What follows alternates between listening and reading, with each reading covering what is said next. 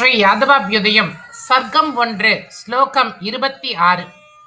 யஷ பிரசூன சுரபிர் யதுசந்தான பாதபக பபூவ விபுத பிரீத்தியை பகுஷாக க்ஷமாதலே. யதுவினுடைய சந்ததியானது ஒரு அழகான சந்தான விருட்சமான கல்பதருவாகவே அமைந்துவிட்டது.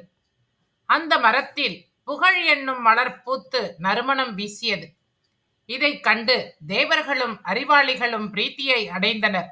ஆனால் இந்த தேவதருவானது பூமியில்தான் பல கிளைகளை உடையதாக திகழ்கின்றது. யஷ பிரசூன சுரபீர் யது சந்தான பாதபக பபூவ விபுத பிரீத்தியை பகுஷாக க்ஷமாதலே.